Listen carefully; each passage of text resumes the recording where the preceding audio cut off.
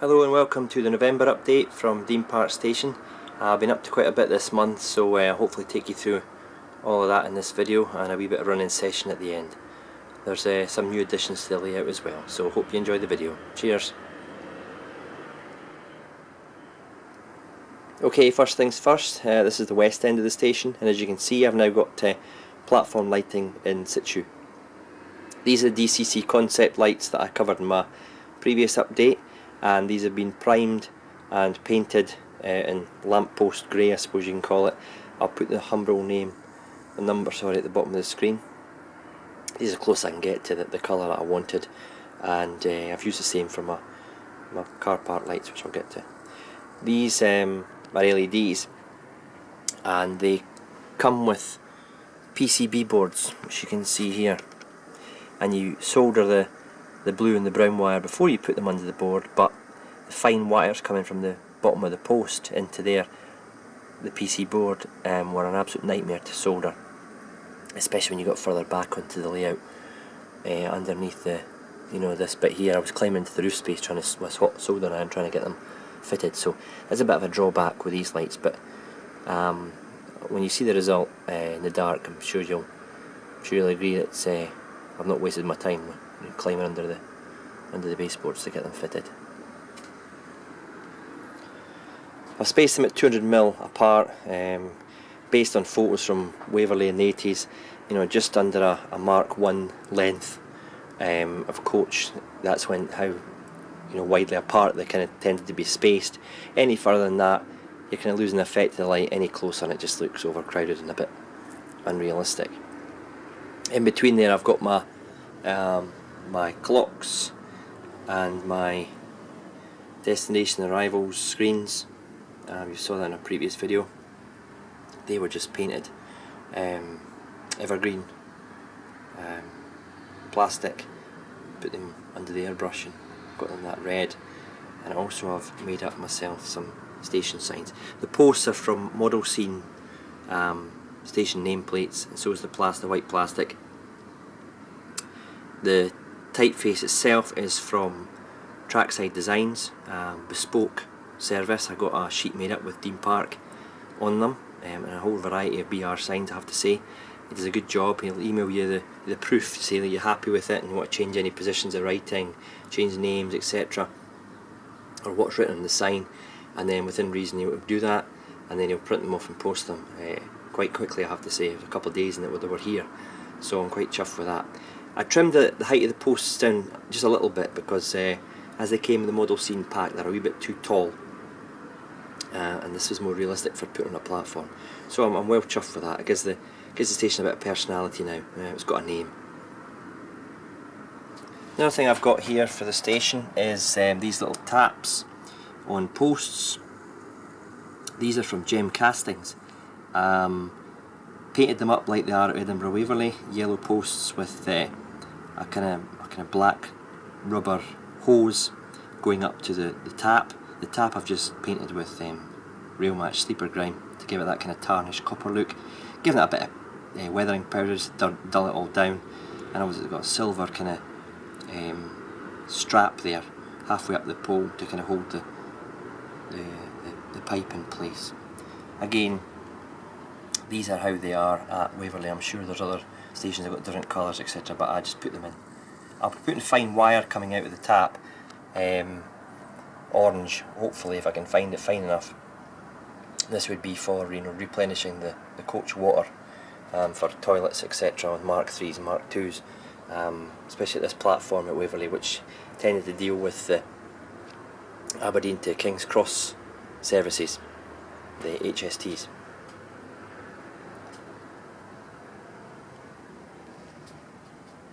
Hope you'll agree it's looking more like a real station now.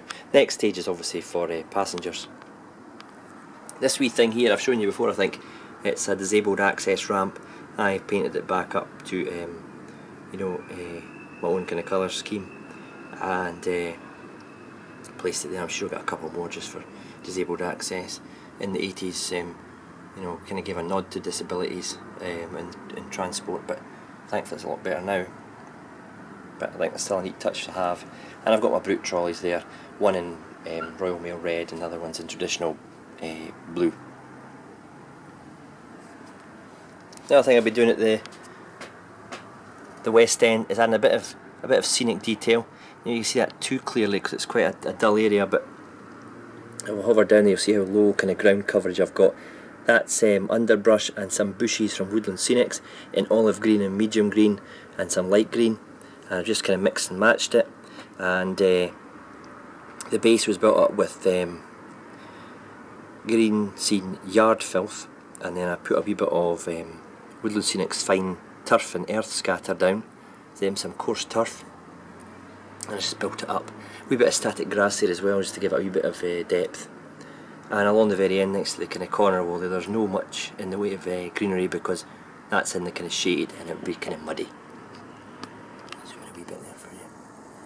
You have to excuse my voice, folks, I've choked with a cold, so this update would have come sooner if I could speak, but this is the first day of me actually being able to string a sentence together without coughing my guts up.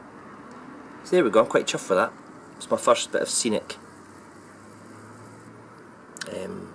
work on the layout in regards to greenery. Not too much, but you know, just even at the bottom of the retaining wall there where the water might roll under the wall and gather at the bottom, and there's obviously, where there's moisture in the earth there'll be weeds and bushes that do tend to sprout. And again, a wee bit bald muck there, just where the undergrowth doesn't get a chance to flourish. So I'm quite chuffed for that. I'll show you more at the east end.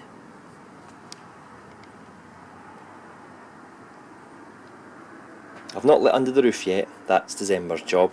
I was going to use maybe 4 or 5 LEDs from the top of the roof to kind of give it a dull light. I don't want it like lit up like a Christmas tree.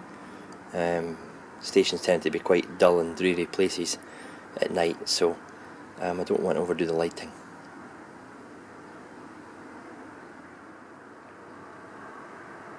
Okay, moving to the east end of the station, you can see I've now got greenery and a bit of nature, and this again was built up with Woodland Scenics products. If I take this side first where it's kind of sparser, I've got some static grass there on a bed of Woodland Scenics fine earth and turf scatter, and then some coarse turf, and then I've put some autumn mix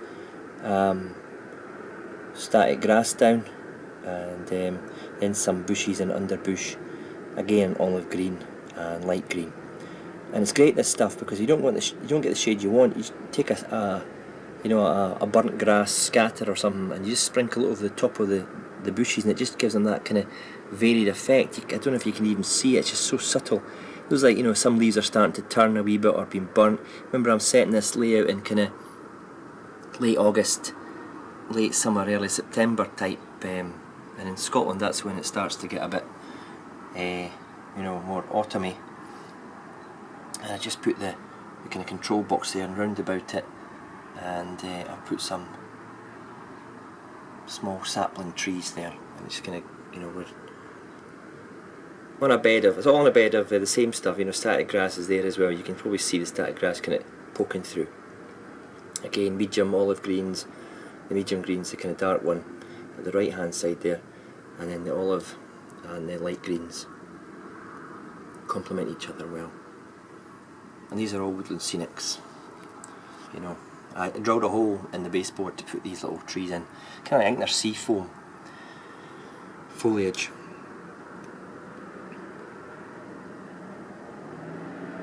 I'm quite chuffed with that actually. I'm sure there's other people who could do it better, but it's blended in well with where the ballast stops and where the undergrowth begins. And I've got a station sign there, same type as the other end there, but what I've done, I've just not trimmed the height of this, so it's sitting a bit taller. And it's just some kind of sparse grass there as it grows into the bushes. Excuse me. The other side is much more overgrown. It's got a bigger kind of trees there, and again, I don't know how clearly you can see this. I'm waxing lyric about how cool it looks, and you probably don't even notice the difference between half the colours because of the light. But there's some sleepers there, kind of stuck in, been left there, and the bushes start to grow on top of them, and I've got a bit of polyfibre sprinkled with some yellow flowering scatter to give it that impression of kind of gorse, which is common up here. Again, a kind of build up of bushes and underbush, and coarse turf on top of a bed of static grass. And I've got a Scenecraft kind of line side hut here, and I used a cable drum just been left, and again, you know, the obligatory abandoned rails which lie at the side of the road, of the rail track, sorry. And again, you can probably see that one there. See a bit of the yellow flower I've got on top of this kind of polyfibre that you tease. It's all Woodland Scenic stuff, and a bit of medium green, burnt grass sprinkled on top, burnt grass scatter sprinkled on top of the medium, and the light green foliage and bushes and underbush. And again, I've just finished it off with this security fences backment as well, and I've painted that a shade of grey, and that stops folks just wandering into the line, and I've got a bit of signage there as well. So if I zoom out, I'm mega chuffed with that. You know, I've watched many other guys' videos just to get a kind of handle on how to use the products, and I really am quite chuffed at my first attempts, to be honest. I don't want to blow my own trumpet or anything, but these Woodland Scenic products are superb. You know, all this is held down with Woodland Scenic's Scenic cement, which you spray, and it's kind of like watered down PVA, but it's got a wetting agent in it, so it soaks in. It takes 2 or 3 days to dry, but it's worth it. It holds it down. It doesn't make it go rigid hard, but some of the bigger bushes were put down with PVA underneath first. Neat PVA, push the bush down, and then leave it, you know, a good coating of the Woodland Scenics. Again, I said to you earlier, you know, sometimes I didn't get the colour I wanted, so I used some burnt grass and some light green fine scatter, Woodland Scenics fine scatter, just to kind of give it that, like there was kind of flowers on top, different shades and stuff. And depending on what if it goes too light, I just got some soil, fine turf soil, which is deep dark brown, and sprinkled it on top, and it kind of dulls it down again. I mean, you can do what you like, and it's just great stuff. This is my first attempt at it ever. I never thought I could do it, but it just sets the scene there. Bits of the railway that are, you know, not trodden on or used. They just, you know, trees will grow wherever they can, and so will weeds and stuff, and that just, I think, just gives it that bit of variation from the, you know, everything's built man-made, walls and rails and platforms. You know, it just finishes it off. Let me know what you think, please. Okay, moving on. Just one wee thing I thought I'd point out here. I've got a kind of mirror reflective board that would be at one end of the platform, that would allow the driver from the train to see, you know, back along the platform, you know, if there are any guards waving flags or whatever indicating that it's ready to go. And I ordered that from some guy on eBay, and I just got it delivered in the primed grey. It's not been painted any, you know, red or something like that. I just thought I'd leave it grey. You get these more commonly on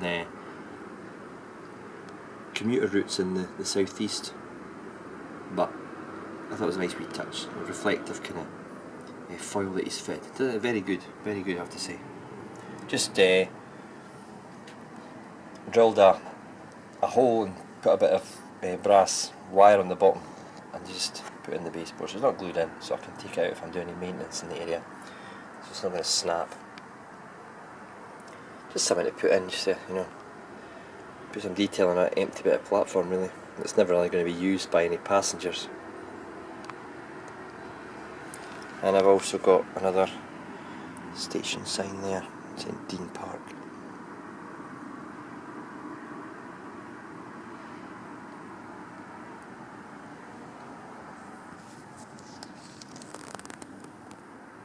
Another area I've been focusing my attention this month is on the car park. Fitted walling to kind of enclose it, and these two roads here give the impression that there's another bit of car park here.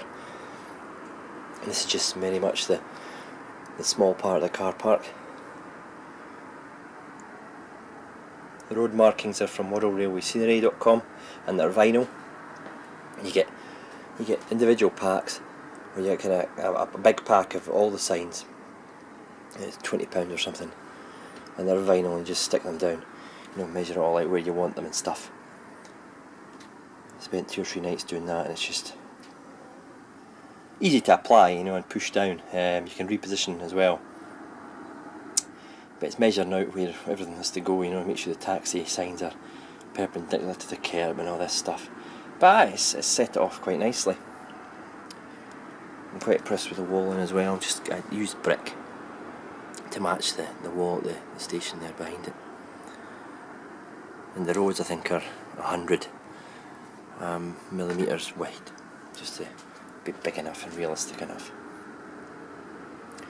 I've also put my signage, station name and the BR sign. Made these signs, or the poles, out of evergreen plastic, and sprayed them primer, and then sprayed them a Humbrol grey. I think it was 64. I'll put the number at the bottom of the screen. There's the different colour of grey from the lamp posts, just to give it that kind of variation. Backman Station Modernisation Pack is where I found these things. I'm using these, they're ticket machines, but I'm using one of them as a parking meter, because it's they look more like parking meters than the actual wee parking meter you get in the pack, so I'm just going to use that. And there's a grip bin here again, Scenic. I don't think they ever take grip bins away in Scotland, because you never know when you're going to get a bout of frost. It could be July, it could be December. So one of them here.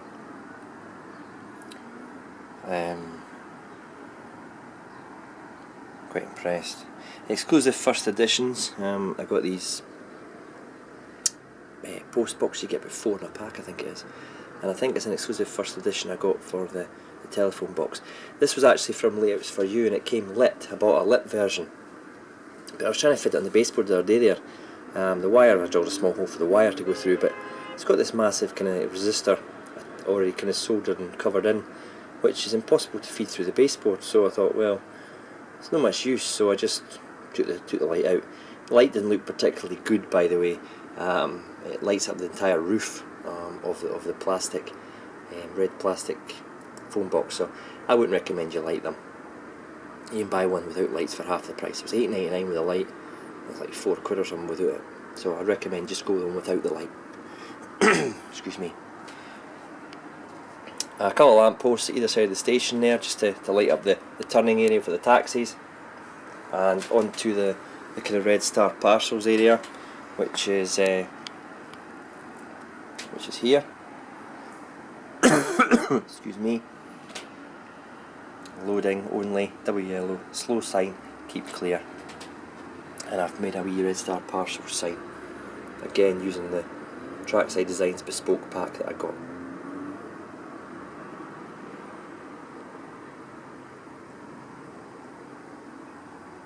This wee area here I'm going to work on in December. I'm going to put like a wee substation or something, fenced in, bit undergrowth, overgrown area. I don't want to block out the train from view, so I'll work on that. I might wall this one off, or have an entrance coming in there for servicing, or use this as a kind of service road for the engineers to get to the substation. It's a work in progress, but I'm quite chuffed with what I've managed to do in this area here. A couple of taxis on order, London style taxis that you would find in Edinburgh and still do, so it doesn't matter if it's London or Edinburgh or Glasgow or whatever, these taxis tend to be universally used over the United Kingdom. But these signs are quite cool, and they're kind of glossy, self-adhesive, so it's, it doesn't matter if you've got a rubbish printer, sometimes you get rubbish results when you're trying to do these signs. Scale seems to do a signs pack, but the smaller writing doesn't tend to pick up as sharply on a home printer. so that's why I went for these.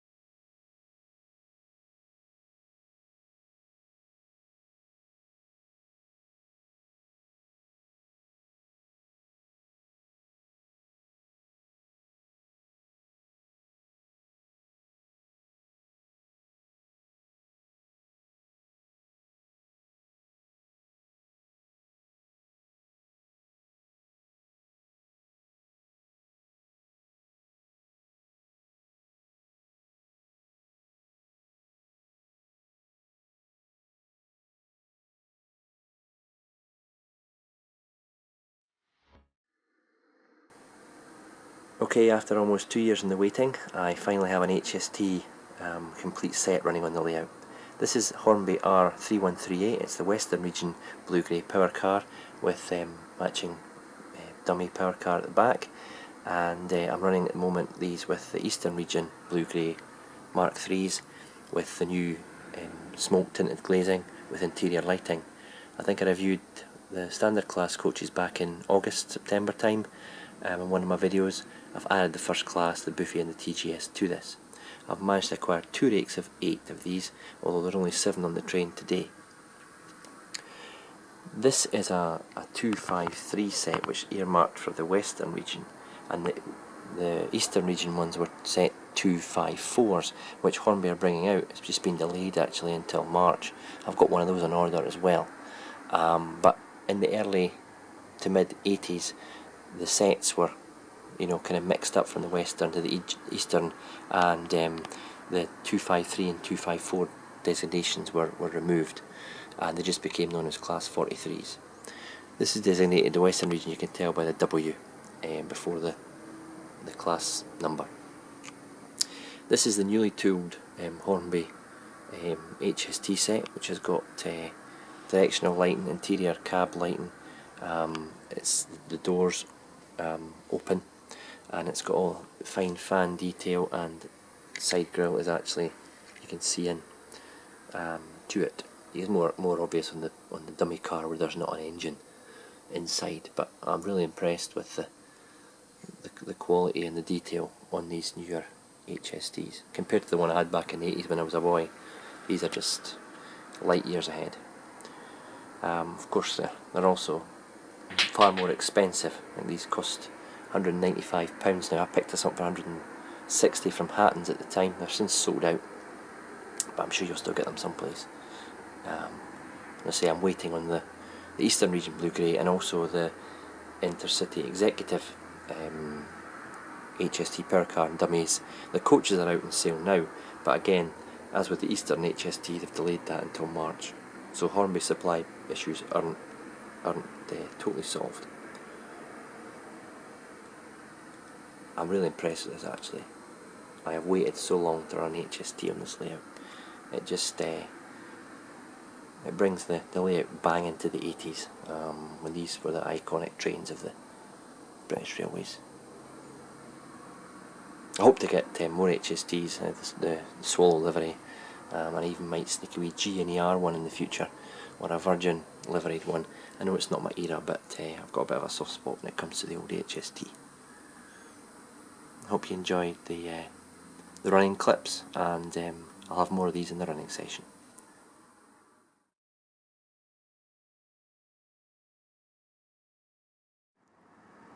Okay, that's really it for the November update from Dean Park. Hope you enjoyed it and got something out of it. Any suggestions and comments, as always, please just drop a message. I'll try and answer as many as I can. December's job will be lighting the underside of the roof and putting some passengers in the station, and also seating areas, and more signage under the roof area itself. Even though you can't see it, I think it's important that I put some in for when I do my under the roof video shots, which I quite like to do. I'll also lay in some track up here, December, January, for the express main line, and scenic areas down the left here, or the right as you see it just now, will be kind of in the new year as well. Down the very end I will need some more plywood to continue the upper level round the corner. As you can see, I've got a foam rider there for the incline, and that will be leading from the lower area up to the upper section. It'll be partially hidden, not quite sure yet, and that's kind of new year. My task was to kind of try and get this lit and operational by Christmas, and I think I've managed to just about do that. And I might put a couple of billboards to give it that human touch on the retaining wall, maybe one at the east end. I've kind of got one earmarked for there. But again, let me know your thoughts on that. Should I put a billboard there, or should I put one at the other end? If I go to the other end, I'll show you what I mean. Let me put a wee billboard in here, maybe a advertising something, or a party political type, billboard coming election, something like that, just to break up the greyness, and add to the scene. So I think I might put one in there, but let me know your thoughts. As always, I do take on board what you tell me, what your thoughts are. Hope you've enjoyed it. Look forward to your comments. Thanks for now.